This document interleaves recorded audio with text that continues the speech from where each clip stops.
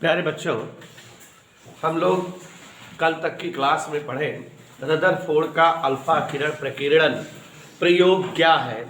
और रदरफोर्ड के अल्फा किरण प्रकीर्णन प्रयोग के आधार पे हमने आपको जो है साथ ही साथ समझाया। रदरफोर्ड के अल्फा किरण प्रकीर्णन प्रयोग के आधार पे आपको एक्सप्लेन किया आप सभी लोगों को कि रदरफोर्ड ने परमाणु का आकार या परमाणु की संरचना किस प्रकार निर्धारित की और अल्फा किरण प्रकीर्णन प्रयोग को उन्होंने किस प्रकार समझाया। हम लोगों ने कल डिस्कस किया था कि परमाणु में इलेक्ट्रॉन, प्रोटॉन और न्यूट्रॉन जैसे तीन कणों की खोज हो जाने के उपरांत यह प्रतिपादित हुआ कि परमाणु अविभाज्य नहीं होता, इसे विभाजित किया जा सकता है और इसके तीन पार्ट भी होते हैं, एक इलेक्ट्रॉन और एक प्रोटॉन और एक न्यूट्रॉन।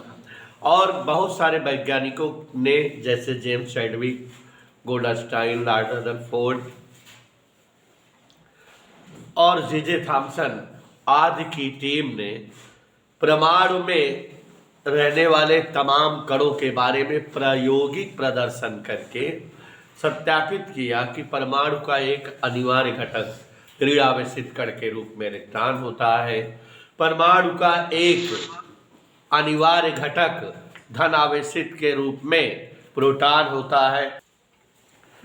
तो यहाँ आपको बताया बेटा मैंने कि परमाणु का अनिवार्य घटक जैसा कि इलेक्ट्रॉन और अनिवार्य घटक प्रोटॉन दोनों ऋण आवेशित और धन आवेशित थे।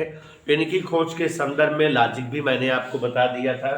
और उसके बाद परमाणु में एक भारी कण न्यूट्रॉन की भी प्राप्ति हुई और इस तरह से परमाणु इलेक्ट्रॉन, प्रोटॉन और न्यूट्रॉन जैसे कणों से मिलकर बना होता है। कल की क्लास में हमने डिस्कस किया था कि जापानी शास्त्री और नागाओका या जो है जे थॉमसन, लॉर्ड रदरफोर्ड सभी वैज्ञानिकों ने परमाणु का मॉडल प्रस्तुत किया कि परमाणु इस तरह के आकार का होता है।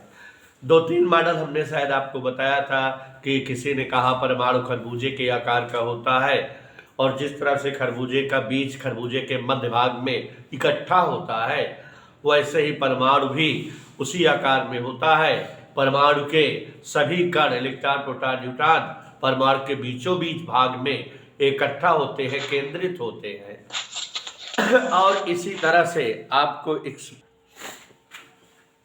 तो इस तरह से जो है साथ ही साथ एक्सप्लेन किया आपको बच्चों कि परमाणु जो है एक्सप्लेन किया आपको परमाणु के संदर्भ में कि परमाणु का आकार किसी विद्वान ने बताया कि परमाणु जो है तरबूज के आकार की तरह होता है। जे थॉमसन की परिकल्पना थी कि जैसे तरबूज में जगह जगह बीज चुभे होते हैं और अनियमित रूप से जिसका कोई जो है नियम नहीं रहता, हर जगह जो है हर स्थान पर भरे होते हैं तरबूज में बीज, उसी तरह से परमाणु भी ठोस गोले के रूप में होता है और इलेक्ट्रॉन, प्रोटॉन, न्यूट्रॉन ठीक तरबूज के बीज की तरह इधर उधर चुभे रहते हैं। किसी विद्वान ने परमाणु का मॉडल प्रस्तुत किया कि परमाणु शनि ग्रह की तरह होता है और जिस तरह से शनि ग्रह में गोल पिंड के चारों ओर गैसीय वलय के रूप में जो है छल्ला या वलय होता है, उसी तरह से परमाणु ठोस गोले के रूप में होता है। इलेक्ट्रॉन, प्रोटॉन, न्यूट्रॉन इसके चारों ओर वलय के रूप में चक्र करते रहते हैं। तो अलग अलग वैज्ञानिकों का ये मत था परमाणु के आकार के संदर्भ में, थियरी थी अलग अलग विद्वानों की।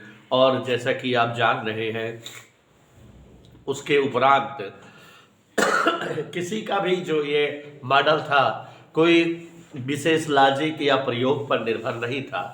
तो सबसे पहले लॉर्ड रदरफोर्ड एक साइंटिस्ट है और इन्होंने परमाणु के मॉडल को प्रस्तुत करने के लिए बाकायदा प्रयोग दिया और उस प्रयोग के कंक्लूजन के आधार पे परमाणु मॉडल का प्रमाणिक स्वरूप प्रस्तुत किया। और हमने आपको बताया था कि रदरफोर्ड ने अल्फा किरण प्रकीर्णन प्रयोग किया। अल्फा किरण प्रकीर्णन प्रयोग में आपको जो है एक्सप्लेन किए थे कि एक रेडियो एक्टिव तत्व पोलोनियम, आपको बताए हुए हैं ऑलरेडी कि पोलोनियम क्या है। कल हमने समझाया था कि कृत्रिम रेडियो एक्टिव तत्व है और मैडम क्यूरी ने इसको बनाया था पोलैंड के नाम पर, उनके शहर के नाम पर पोलोनियम रखा था इसका नाम। तो वैसे ही जनरल नॉलेज से बताए थे कि पोलोनियम एक रेडियो एक्टिव तत्व होता है। उसे कांच के बर्तन में रदरफोर्ड ने जब रखा तो उससे जो है उत्सर्जित होने वाले अल्फा कणों को गन के माध्यम से स्वर्ण धातु की एक पतली झिल्ली या स्वर्णपत्र पर आपतित कराया। तो ये देखा कि बहुत सारे अल्फा कण जब स्वर्णपत्र पर जो है आपतित होते हैं तो उनमें कुछ एक अल्फा कण जो है अपने मार्ग से कुछ कोण बनाते हुए विचलित हो जाते हैं। कुछ अल्फा कण 10, 15, 20 अंश का कोण बनाते हुए विचलित होते हैं। कुछ अल्फा कण जो है अपने मार्ग से 90 अंश तक के कोण पर विचलित हो जाते हैं और कुछ अल्फा कण अपने मार्ग से 90 से ज्यादा के कोण पर भी विचलित होते हैं। अल्फा कणों का स्वर्णपत्र पर आपतित होना और अपने मार्ग से विचलित हो जाना, मुड़ जाना अपने आने वाली दिशा से, प्रकीर्णन कहलाता है। और इनका ये प्रयोग रदरफोर्ड का अल्फा किरण प्रकीर्णन प्रयोग कहलाया। और हमने एक्सप्लेन किया था कल आपको कि रदरफोर्ड ने अल्फा किरण प्रकीर्णन प्रयोग के आधार पर निष्कर्ष के तौर में परमाणु का मॉडल प्रस्तुत किया कि परमाणु की संरचना या आकार होती कैसे है। अगर बच्चों ध्यान हो कल की क्लास आपको, तो हमने रदरफोर्ड का अल्फा किरण प्रकीर्णन प्रयोग पहले समझाया था, जबकि बोला था कि एक्सपेरिमेंटली यहाँ हम लोगों के फिजिक्स के कोर्स में नहीं है। एक कांच का बर्तन है, उसमें रेडियोएक्टिव तत्व पोलोनियम है, अल्फा कण चारों दिशाओं में उत्सर्जित हो रहे हैं। मोस्टली आप जान रहे हो कि अल्फा कण जो है ऋणावेशित प्लेट की ओर ही आकर्षित होंगे या मुड़ेंगे या उधरी जो है प्राप्त होंगे। और ये अल्फा कणों को गन के माध्यम से स्वर्णपत्र पर आपतित कराया गया रदरफोर्ड के थ्रू, और एक यंत्र रखा गया वहां प्रस्फुर गणित्र, जो कि जो है आपतित होने वाले अल्फा कणों के प्रकीर्णन के बाद प्राप्त होने वाले अल्फा कणों की संख्या को काउंट करता था, गिनता था। प्रस्फुर गणित्र बताए थे ना नाम इसका। तो हमने आपको बताया कि जब रदरफोर्ड ने 30,000 के लगभग अल्फा कण का आपतन स्वर्णपत्र पर कराया तो देखा कि ज्यादातर अल्फा कण स्वर्णपत्र को पार कर करके आर पार निकल जाते हैं। स्वर्णपत्र जो पतली झिल्ली होती है उसको सीधा सीधा क्रॉस कर जाते हैं 2-4 हजार अल्फा कण। और फिर आपको बताया कि कुछ अल्फा कण जब जो है स्वर्णपत्र से गुजरते हैं तो थोड़ा सा अपने मार्ग से विचलित हो जाते हैं, लेकिन कुछ अल्फा कण जब जो है स्वर्णपत्र से गुजरते हैं तो 90 या 90 के अधिक कोण से विचलित होते हैं। और कोई एकाध अल्फा कण स्वर्णपत्र से टकराकर वापस भी लौट आता है। बस इतनी ही घटनाएं चाचा रदरफोर्ड को दिखाई दी और उन्होंने जो है कंक्लूजन दिया और एक एक स्टेप में कंक्लूजन कल समझाए थे। अब आपका दुर्भाग्य है कि आप जो है यहाँ पढ़ा दिया जाता है, उसके बाद फिजिक्स की रिक्वायर्ड नहीं समझते। अगर घर पर जो है एक बार वीडियो देख लिए होते तो मेरा दावा है कि पूरा एकदम घोटा आ जाता, न टूटता। क्लास में ही कल हमने रखा दिया था, लेकिन वो सब बातें हवा में विलीन हो जाती है। ध्वनि जो होती है वो प्राप्त नहीं की जा सकती, वो अंतर्ध्यान समाप्त हो जाती है एक बार निकलने के बाद। लिपि थोड़ी है कि वो छपी रहेगी, पड़ी रहेगी, दिखेगी। तो इसलिए आप पढ़ना चाहिए घर पे।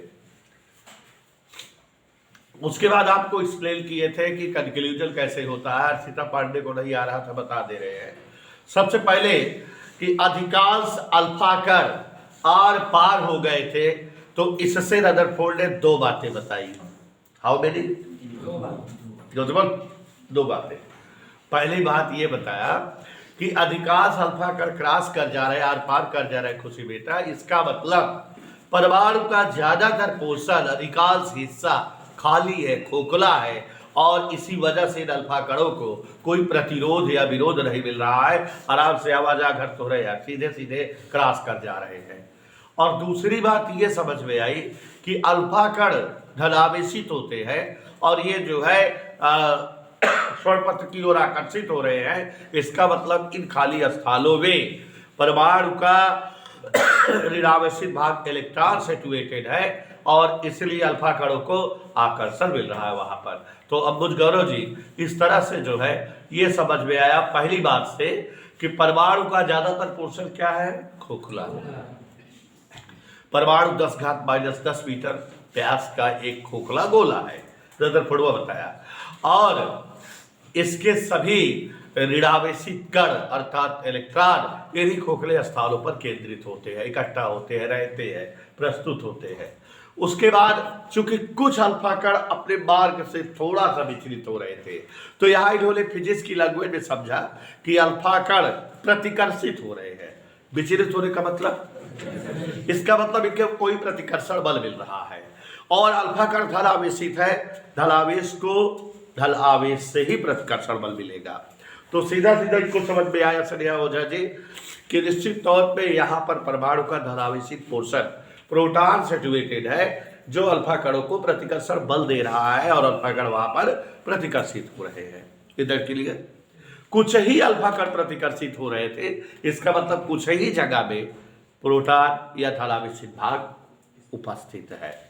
उसके बाद 30,000 अल्फा कणों को एकाध अल्फा कण लौटता प्राप्त हुआ, इसका मतलब वहां का हिस्सा ठोस है और वो अल्फा कण वहां से टकरा कर रिटर्न हो आया।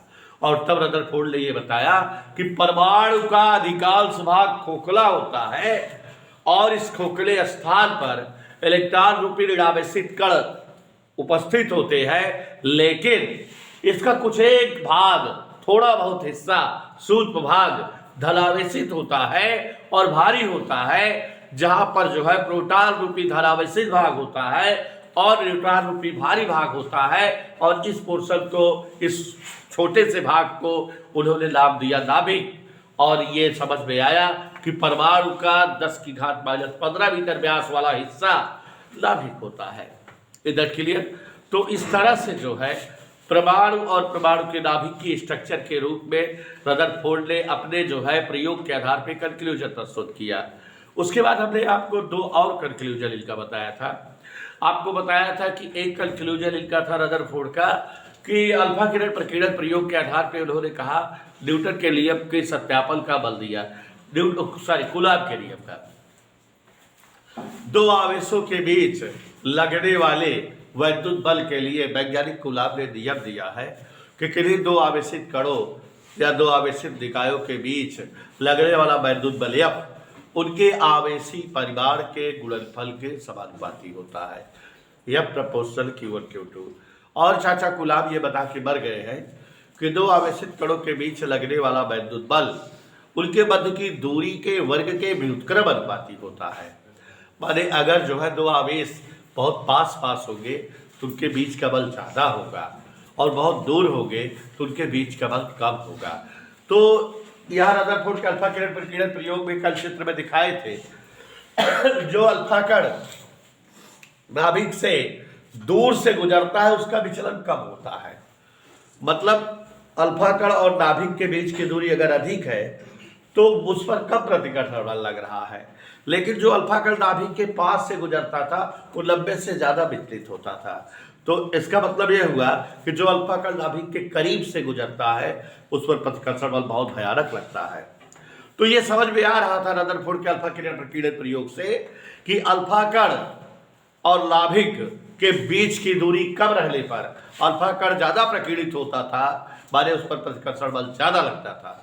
और अल्फा कण और नाभिक, माने कोई अल्फा कण अगर नाभिक से दूर से गुजरता था नाभिक से तो उस पर कम प्रतिकर्षण बल लगता था, वो कम प्रकीर्णित होता था। बेस अल्फा कण और नाभिक के बीच का बल प्रतिकर्षण वाला दोनों के बीच की दूरी के वर्ग के व्युत्क्रम अनुपाती दिख रहा था, अर्थात कूलॉम के नियम का जो है सत्यापन हो रहा था। यहाँ पर 5वां प्रयोग हमने आपको बताया था कि इस तरह से ये प्रतिपादित हो गया था कि किसी परमाणु का ज्यादातर भाग खोखला है, मध्य का अति सूक्ष्म भाग धनावेशित और ठोस होता है, वही नाभिक है।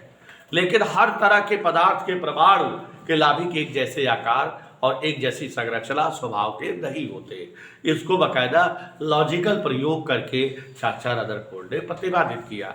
इन्होंने अलग अलग धातु के पत्रों पर जब जो है अल्फा कणों की बमबारी की तो प्रकीर्णित होने वाले अल्फा कणों की संख्या अलग अलग पाई। मतलब कि अलग अलग जो है धातु के परमाणुओं के नाभिक अलग अलग स्वभाव या अलग अलग आवेश के हैं, तभी जो है प्रकीर्णन कणों की संख्या अलग अलग धातुओं से अलग अलग मिल रही थी।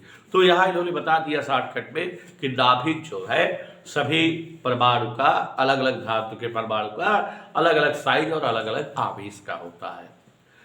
तो बाकी नाभिक वाला चैप्टर एक पढ़ा होगा, नाभिक की संरचना, उसमें मैं नाभिक के बारे में और डीप में बताऊंगा।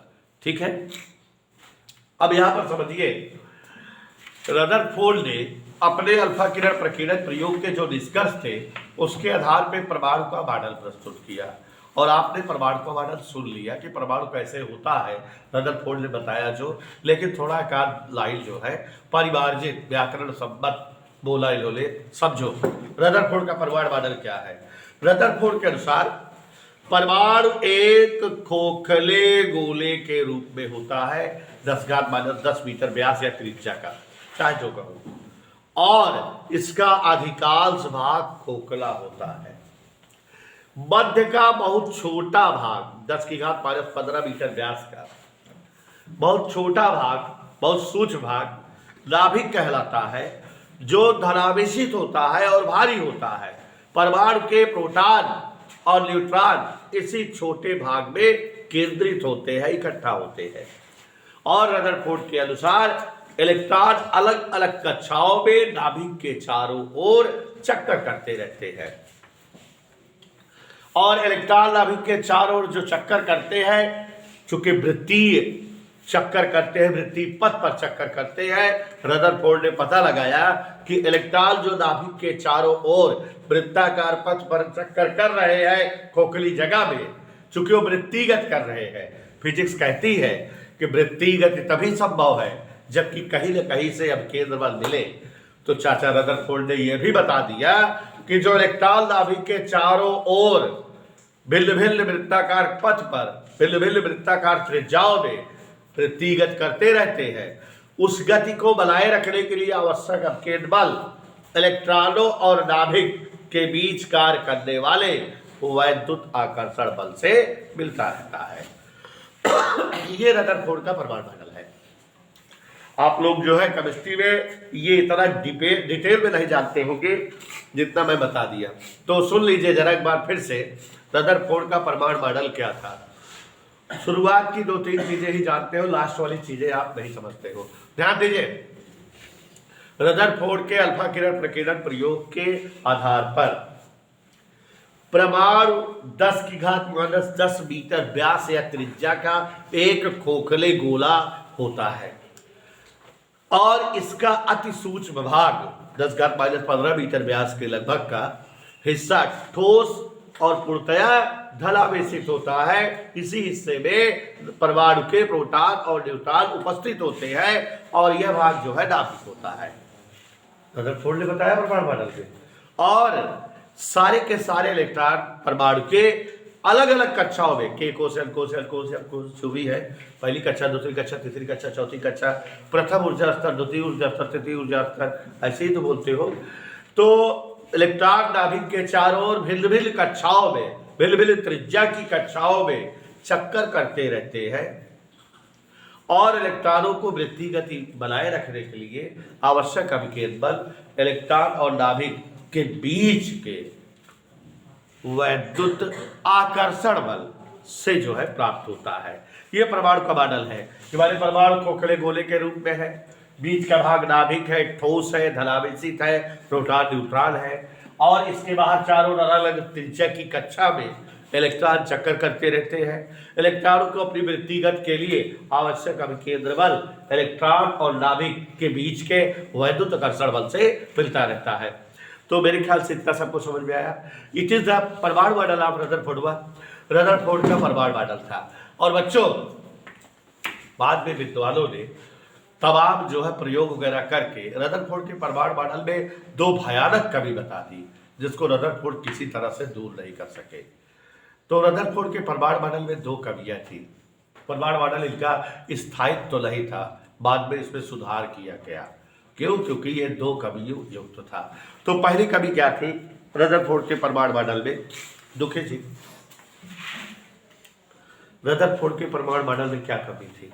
तो देखिए, लोगों ने कहा कि चाचा रदरफोर्ड बता रहे हैं कि इलेक्ट्रॉन नाभिक के चारों ओर वृत्ताकार पथ पर चक्कर करते हैं, और इलेक्ट्रॉन आवेशित कण है, और अगर कोई आवेशित कण गति करता है तो वो अपने पीछे तरंगे उत्सर्जित करता रहता है, तरंगे फेंकता है। पीछे द्वितीय प्रकृति में आपने पढ़े हो कि प्रत्येक कण तरंग संबद्ध होता है अगर गतिशील है।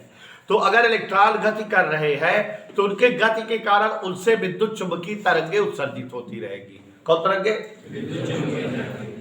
उनकी ऊर्जा के रूप में विद्युत चुंबकीय तरंगे उत्सर्जित होती रहेगी। और जब इलेक्ट्रॉन चक्कर करते हुए विद्युत चुंबकीय तरंगों के रूप में अपनी ऊर्जा उत्सर्जित करता रहेगा, फेंकता रहेगा, तो उसकी ऊर्जा क्या होती रहेगी? कम होती रहेगी। तो साइंटिस्टों ने कहा कि रदरफोर्ड के हिसाब किताब से इलेक्ट्रॉन नाभिक के चारों ओर वृत्तीय पथ पर जो है चक्कर करते हैं, तो चक्कर के दौरान वे विद्युत चुंबकीय तरंगों के रूप में अपनी ऊर्जा का उत्सर्जन करते रहेंगे। और जब जो है इलेक्ट्रॉन अपनी ऊर्जा का उत्सर्जन करते रहेंगे तो उनकी वास्तविक ऊर्जा पहले से क्या होती जाएगी? कम होती जाएगी। और जब ऊर्जा कम होती जाएगी तो वो जिस पथ पर चक्कर कर रहे हैं वो पथ सिकुड़ता जाएगा, छोटा होता जाएगा। और इस तरह से अगर काफी देर तक इलेक्ट्रॉन नाभिक के चारों ओर चक्कर करते रहे, उनकी काफी ऊर्जा उत्सर्जित हो जाए तो उनकी कक्षा बहुत छोटी हो जाएगी। वो जो है नाभिक के एकदम करीब हो सकते हैं, माने वो जो है नाभिक में गिर सकते हैं। और जब नाभिक में गिर जाएंगे तो धन और ऋण मिलकर के जो है वे एकदम डिस्ट्रॉय, समाप्त हो जाएंगे, माने परमाणु का अस्तित्व ही खत्म हो जाएगा। ऐसा ही होना चाहिए ना। लोगों ने कहा कि रदरफोर्ड बता रहा है इलेक्ट्रॉन नाभिक के चारों ओर चक्कर कर रहे हैं, और अगर इलेक्ट्रॉन नाभिक के चारों ओर गतिशील है तो गति के दौरान वो क्या उत्सर्जित करते रहते हैं? विद्युत चुंबकीय तरंगे। किस रूप में? ऊर्जा के रूप में। और इसलिए उनकी ऊर्जा निरंतर क्या होती जाएगी? कम होती जाएगी। और इसलिए उनके द्वारा तय पथ की त्रिज्या कम होती रहेगी, उनकी कक्षा छोटी होती रहेगी। और कुछ समय ऐसा आ सकता है कि उनकी कक्षा इतनी सिकुड़ जाए कि वो नाभिक में गिर जाए, स्वाहा हो जाए, जल भूल जाए, है? तो समाप्त हो जाएंगे। तो नाभिक का और परमाणु का अस्तित्व शून्य हो जाएगा। जबकि ऐसा नहीं होता, परमाणु का अस्तित्व शून्य नहीं है, परमाणु बने हुए हैं, परमाणु समाप्त नहीं होते। तो और ये फिर कैसे बैलेंस होता है? तो रदरफोर्ड इस बात को बता नहीं पाए कि कैसे ये जो है इलेक्ट्रॉनों का अस्थायित्व तो कैसे बना रहता है, नाभिक का स्थायित्व तो कैसे बना रहता है, कैसे ये कक्षा में नहीं गिर पाते, माने इस कमी को वो दूर नहीं कर पाए। दूसरी कमी स्पेक्ट्रम वाली थी। अब अभी आगे 2-4 हेडिंग पढ़ा लेंगे तो आपको स्पेक्ट्रम समझाएंगे तो वहाँ समझ जाओगे। लेकिन यहाँ बस इतना जान लो कि जैसे इलेक्ट्रॉन नाभिक के चारों चक्कर करते हैं, ऊर्जा उत्सर्जित करते हैं, तो इनके हिसाब किताब से समान ऊर्जा उत्सर्जित हो रही थी। इनका स्पेक्ट्रम एकल आना चाहिए, सतत नहीं आना चाहिए। जबकि बाद में वैज्ञानिकों ने ऊर्जा उत्सर्जित ऊर्जा का स्पेक्ट्रम सतत प्राप्त किया, एकल नहीं प्राप्त किया। तो ये इनके दूसरी कमी थी जिसको ये डिफाइन नहीं कर सके। ये टॉपिक आप थोड़ा 2-4 हेडिंग और पढ़ लो तब अच्छे से समझ जाओगे। ठीक है, तो इतना जानते रहिए। तो 2 कमियां थी रदरफोर्ड के परमाणु मॉडल में। और बच्चों, इन दोनों कमियों को दूर करने के लिए साइंटिस्ट नील्स बोर एक वैज्ञानिक हुए जिन्होंने जो है अपना लॉजिक दिया, जिसे कहा जाता है बोर मॉडल या बोर सिद्धांत या बोर का परमाणु मॉडल। तो ये जो बोहर सिद्धांत है ये 3 स्टेपों में है। और आपसे एक बात कहना चाहूँगा कि इस चैप्टर में बोहर मॉडल बहुत इंपॉर्टेंट टॉपिक है।